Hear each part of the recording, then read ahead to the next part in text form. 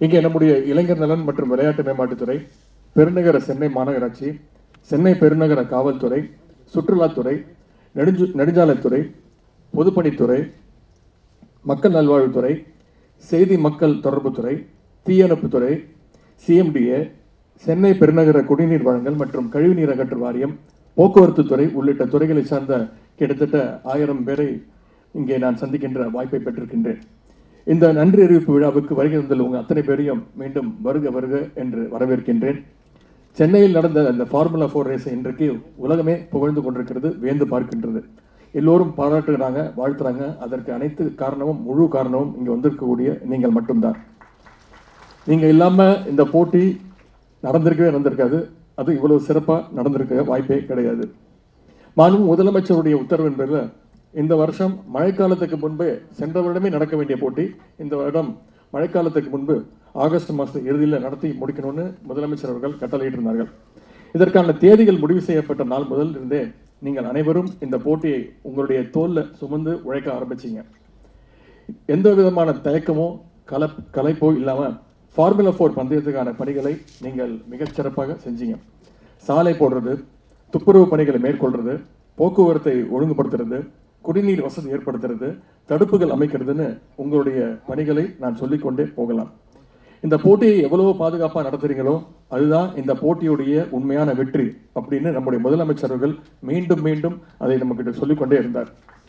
எந்த ஒரு சின்ன அசம்பாவிதமோ சிறு விபத்தோ கூட ஏற்படக்கூடாதுன்னு முதலமைச்சர்களுக்கு வாக்குறுதி கொடுத்துட்டு தான் இந்த போட்டியை நடத்துவோம் அப்படின்னு நாங்கள் முடிவு செஞ்சோம். முதலமைச்சர் அவர்களுக்கு கொடுத்த அந்த வாக்குறுதியை 100% காப்பாற்றியிருக்கோம்னா அதுக்கு இங்கே வந்திருக்க உங்களுடைய களப்பணி தான் காரணம்.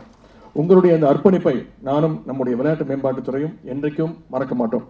நம்முடைய விளையாட்டு மேம்பாட்டுத்துறை அதிகாரிகள், அலுவலர்கள், ஊழியர்கள் இங்கே இருக்கீங்க. இந்த போட்டியை நடத்தணும் நம்ம ஆரம்பித்த நாள் முதல் போட்டி நடைபெற்ற நாள் வரை உங்களுடைய அந்த நேர்மையான திட்டமிடல், பிளானிங் அண்ட் எக்ஸிகியூஷன் மிகச்சிறப்பாக இருந்தது. அதுதான் இந்த போட்டியின் வெற்றிக்கான பேஸ், அடித்தளம் என்றே சொல்லலாம். நம்முடைய துறையை சார்ந்த அத்தனை பேருக்கும் என்னுடைய வாழ்த்துக்களை, பாராட்டுகளை, நன்றி நான் தெரிவித்துக் கொள்கின்றேன். அதேபோல் மாநகராட்சி பணியாளர்கள், குறிப்பாக தூய்மை பணியாளர்கள் பற்றி சொல்லி ஆகணும். அதிகாலையிலும் அடிக்கிற வெயிலையும் வந்து நின்று பணிகளை செஞ்சாங்க. தூய்மை பணியாளர்கள் ரொம்ப மெனக்கெட்டு அந்த ரேஸ் ட்ராக் முழுவதையும் 2 நாட்களும் தூய்மையாக வச்சிருந்தாங்க. அதே மாதிரி காவல்துறை நண்பர்களுடைய உழைப்பை பற்றி நான் இங்கே குறிப்பிட்டே ஆக வேண்டும். ஏன்னா இதில் பெரிய சவாலே அந்த டிராஃபிக் மேனேஜ்மெண்ட் தான். இந்த ரேஸ் மிக முக்கியமான பகுதியில் நடக்குது. மக்கள் நடமாட்டம், வாகன நெரிசல் மிகுந்த பகுதியில் நடத்துகிறோம். நிறைய பேர் எதிர்பார்த்தாங்க கண்டிப்பாக டிராஃபிக் ஜாம் ஆகும், அதை நம்ம படம் பிடிச்சி புகைப்படம் எடுத்து வீடியோ எடுத்து அதை பெரிய நியூஸ் ஆக்கலாம் அப்படின்லாம் நிறைய பேர் பிளான் பண்ணாங்க.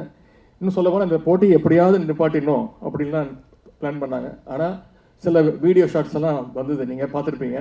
அது ஒரு பக்கம் ரேஸ் வந்து அழகாக நடந்துட்டு இருந்துச்சு, இன்னொரு பக்கம் இன்னொரு சைட் ஆஃப் த ரோட்டில் வந்து அழகாக டிராஃபிக் ஜாம் மூவ் ஆகிட்டு இருந்துச்சு. அதை பார்த்ததுக்கப்புறம் நம்ம விமர்சனம் பண்ணிட்டு இருந்தவங்க கூட நம்மளை சரி இது மாதிரி விமர்சனம் பண்ணுறதுக்கு எதுவுமே இல்லை, அதனால பாராட்ட ஆரம்பித்தாங்க. அதற்கு இந்த நேரத்தில் நான் நன்றி தெரிவிச்சுக்கொள்கிறேன். சின்னதாக ஏதாவது ஒரு சின்ன விபத்து நடந்திருந்தால் கூட அதை ஊதி பெருசாக்க நிறைய பேர் காத்திருந்தாங்க. இன்னும் சொல்லப்போனால் 2 நாய்க்குட்டி உள்ளே ஓடி வந்துருச்சு, அதை கூட விமர்சனம் பண்ணாங்க. நாய் ரேஸ் நடத்துகிறாங்களா, கார் ரேஸ் நடத்துகிறாங்களா அப்படின்னு. இது வந்து நடத்துறது வந்து F4, அதுவும் சிட்டிக்குள்ளார நடத்துகிறோம். F1 ரேஸில் கூட உள்ளார நாய்க்குட்டி, முயல்குட்டி, மான்குட்டி இதெல்லாம் உள்ளே வந்துடும். இது கூட தெரியாத அறிவாளிகள் தான் விமர்சனம் பண்ணிட்டு இருந்தாங்க. ஆனால் அதையெல்லாம் தவிடுபொடியாக்கி இவ்வளோ பெரிய வெற்றியை கொடுத்துருக்குறீங்க. ரேஸ் நடந்த அந்த 2 நாளும் எந்த பிரச்சனையும் இல்லாமல் நீங்கள் நடத்தி காட்டியிருக்கீங்க. அதற்கு என்னுடைய வாழ்த்துக்களை தெரிவித்துக் கொள்கிறேன். பாதுகாப்பு பணியில் ஈடுபட்டிருந்த அத்தனை காவலர்களுக்கும், மீட்பு பணிக்காக தயார் நிலையில் இருந்த தீயணைப்பு வீரர்களுக்கும் எங்களுடைய அன்பையும் நன்றியும் நான் தெரிவித்துக் கொள்கின்றேன். சென்னை குடிநீர் வழங்கல் மற்றும் கழிவுநீர் அகற்று வாரியத்தின் அலுவலர்கள், ஊழியர்கள் எல்லா நேரமும் களத்தில் நின்று பொதுமக்களுக்கு, வீரர்களுக்கு என்ன தேவைன்னு பார்த்து நீங்கள் அனைவரும் உதவி செஞ்சீங்க. அதேபோல் சுற்றுலா வளர்ச்சி கழகத்தை சேர்ந்த அதிகாரிகள், அலுவலர்கள் இங்கே இருக்கீங்க. நியாயமாக பார்த்தா உங்களுடைய பணி தான் முதல்ல ஆரம்பித்தது. உங்களுடைய உபசரிப்பாக இருக்கட்டும், உங்களுடைய பகுதியில் ஸ்டாண்ட் அமைக்க ஒத்துழைச்சதாக இருக்கட்டும், எல்லா வகையிலும் இந்த போட்டியை சிறப்பாக நடத்த நீங்கள் அத்தனை பேரும் எங்களுக்கு துணை நின்றிருக்கீங்க. அதே போல் நெடுஞ்சாலைத்துறை, பொதுப்பணித்துறை ஊழியர்களுக்கும் என்னுடைய நன்றி. சர்வதேச தரத்தில் நடத்துகிற போட்டிக்கு எப்படி ட்ராக் தயார் செய்ய பண்ணணுமோ அதை நம்ம எதிர்பார்த்ததை விட சிறப்பாக நீங்கள் செஞ்சு காட்டியிருக்கீங்க. அதற்கு என்னுடைய நன்றியை தெரிவித்துக் கொள்கிறேன். எல்லாத்தை விட மிக முக்கியம் எங்களுடைய செக்ரட்டரி ACS திரு அதுல்யா மிஸ்ரா அவர்களுக்கும், SDAT மெம்பர் செக்ரட்டரி திரு மேகநாத் ரெட்டி அவர்களுக்கும். அவங்க 2 பேரும் இல்லைன்னா எனக்கு இந்த ரேஸ் நடந்திருக்குமா அப்படிங்கிறது ஒரு சந்தேகம் தான். எனக்கு கூட இருந்து எதுக்கு ஒரு ஒத்துக்கிட்டோம், போன வருஷமே நடத்துகிறோம் அப்படின்னு ஒத்துக்கிட்டோம். அப்புறம் நடத்த முடியாமல் போயிடுச்சு. அதுக்கு பிறகு இந்த வருஷம் எப்படியா நடத்தி காட்டணும். அப்புறம் பல்வேறு விமர்சனங்கள், இது தேவையா, இது நடத்தி காட்டணுமான்னு. இது நடத்தலைனாலும் விமர்சனம் பண்ணிப்பாங்க. எனக்கு எங்கே போச்சு, போன வாட்டி நடத்துறேன்னு சொன்னீங்களே, ஏன் நடத்தலை அப்படின்னு கேள்வி கேட்டிருப்பாங்க.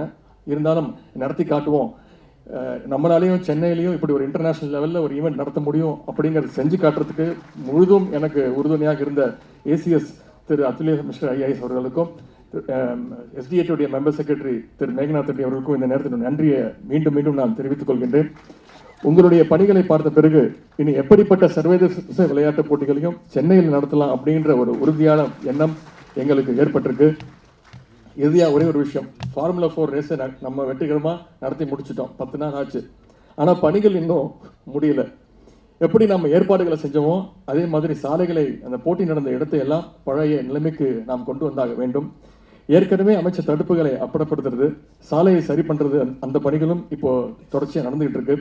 உங்களை எல்லாம் பாராட்டுகின்ற அதே வேளையில் பொதுமக்களுக்கு இடையூறு ஏற்படாத வண்ணம் அந்த அப்புறப்படுத்துகின்ற பணிகளையும் நீங்கள் கவனமாக செஞ்சு முடிக்கணும்னு இந்த நேரத்தில் தாழ்மையாக வேண்டி கேட்டுக்கொள்கின்றேன்.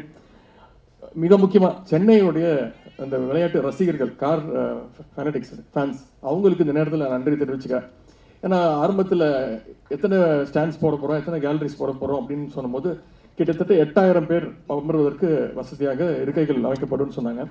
நான் வந்து அந்த ஆர்பிபிஎல் நிறுவனத்தில் கேட்டேன், 8000 பேர் வருவாங்களா கார் ரேஸ் பார்க்கறதுக்கு?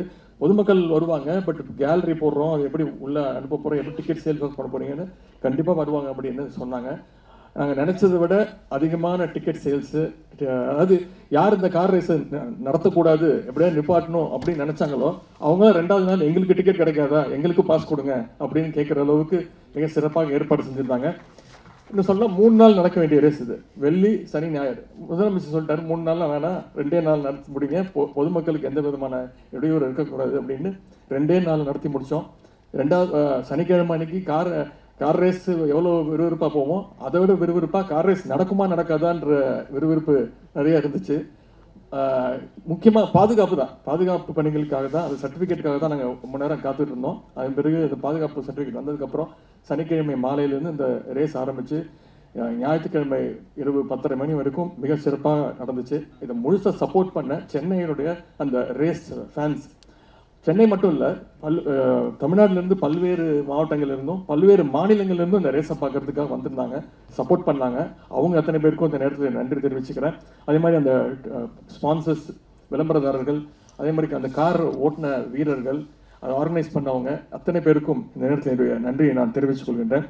சென்னை ஃபார்முலா 4 அப்படின்ற அந்த வரலாற்றில் உங்களுடைய பெயர்களும் என்றைக்கும் நிலைச்சு நிற்கும் என்று கூறிக்கொண்டு உங்களுக்கெல்லாம் மீண்டும் என்னுடைய அன்பையும் நன்றியும் தெரிவித்து, நன்றிக்கு ஒரு அடையாளமாக இன்று அனைவருக்கும் மதிய உணவு ஏற்பாடு செய்யப்பட்டிருக்கிறது. எனவே அனைவரும் உணவு அருந்து விட்டு செல்ல வேண்டும் என்று கேட்டுக்கொண்டு வாய்ப்புக்கு நன்றி கூறி விடைபெறுகின்றேன். நன்றி, வணக்கம். பாதகம் செய்பவரை கண்டால் நாம் பயங்கொள்ளலாகாது பாப்பா, மோதி மிதித்து விடு பாப்பா, அவர் முகத்தில் உமிழ்ந்து விடு பாப்பா. அண்மை செய்திகளை உடனுக்குடன் தெரிந்து கொள்ள இணைந்திருங்கள் இயம்நாடு தொலைக்காட்சியுடன்.